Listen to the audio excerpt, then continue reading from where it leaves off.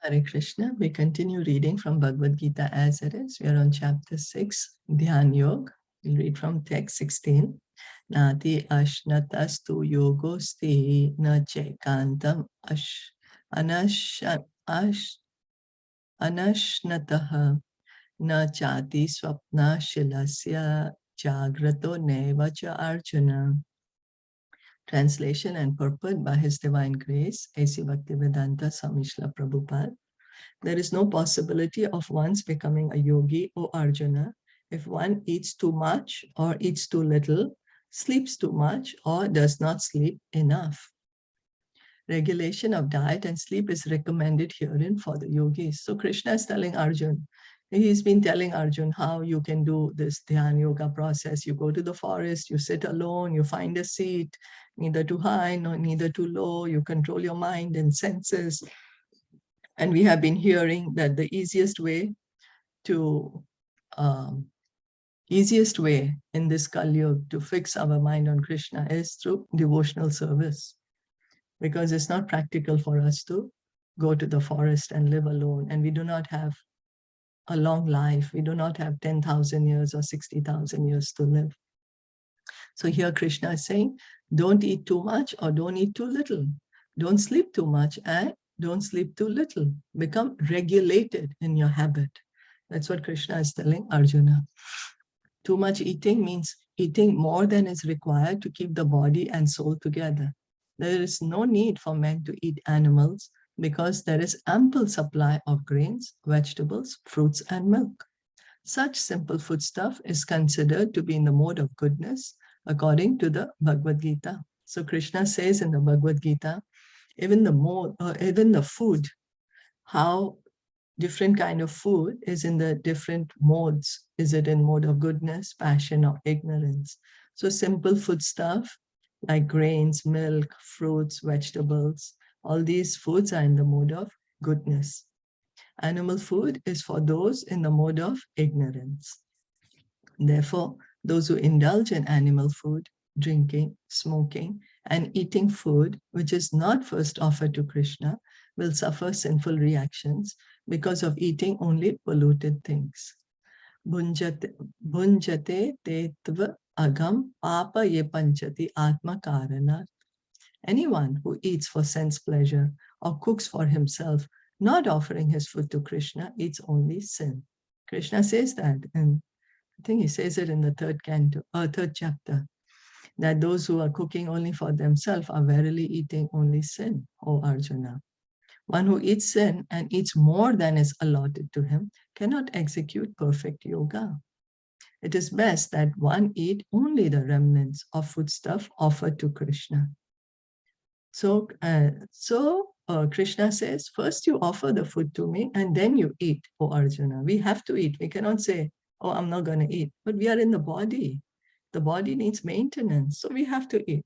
So Krishna is saying, you eat in a regulated manner. First you offer your food to me and then you eat. And Krishna is vegetarian. He eats only food in the mode of goodness.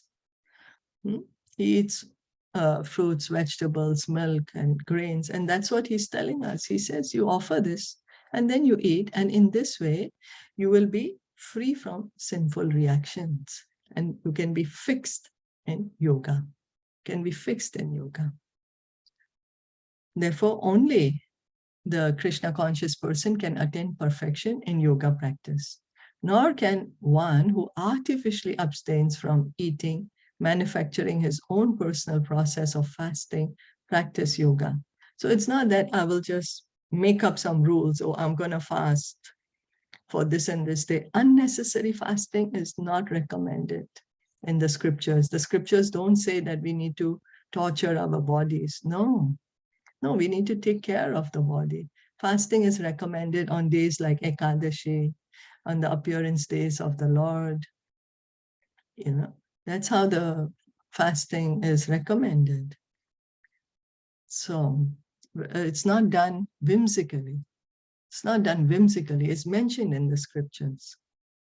The Krishna conscious person observes fasting as it is recommended in the scriptures. He does not fast or eat more than is required, and he is thus competent to perform yoga practice.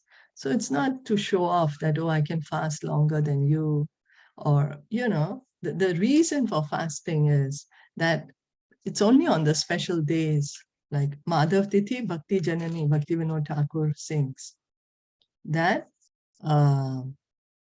he sings that fasting on days like Ekadashi, like yesterday we have Ekadashi, abstain from grains. Why? To give rise to devotion in our heart, not for any other reason. Just to get more devotion, fasting on, now Lord Nishingadev's appearance day is coming on Sunday. So devotees will usually fast till dusk in the evening. And then the reason is what? To get devotion, to increase the devotion for the Lord, not for any other reason, to help us fix the mind more on the Lord. And so that on these special days, we can do more hearing and chanting. So a person can get more free time, can hear and chant more. So one who eats more than required will dream very much while sleeping, and he must consequently sleep more than is required.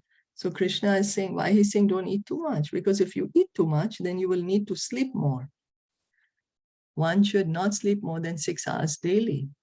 One who sleeps more than 6 hours out of 24 is certainly influenced by the mode of ignorance. A person in the mode of ignorance is lazy and prone to sleep a great deal. Such a person cannot perform yoga. Now, Prabhupada in his lectures would say, well, somebody might need to sleep more than 6 hours. Maybe someone needs 8 hours of sleep. Sure, what you need, the idea is do what is needed, but not more than what is needed. If you need 8 hours, 7 hours, sure, do that. And the rest of the day, and also sleep with the mood that I need to keep the body fit and healthy so I can engage it in devotional service. And then when we are awake, we perform our duties for the pleasure of Krishna. For the pleasure of Krishna, engage in hearing and chanting and whatever other duties that we have, all for the pleasure of Krishna. That's the idea. So Krishna is saying, become regulated. Become regulated. So the mind is regulated, the body is regulated, which can help us to perform devotional service. Is that okay?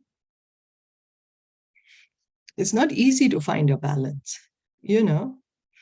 Some of us are so unregulated that it becomes so difficult to find a balance, to actually regulate. But Krishna is saying, you strive for this.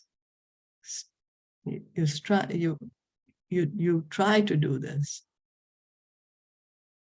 to regulate our eating and sleeping, and so that the mind and the body can be used more and more in devotional service.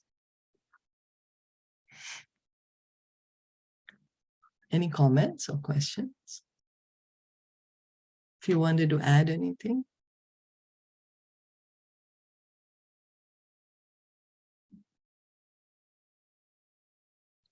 No, then we'll stop here for today.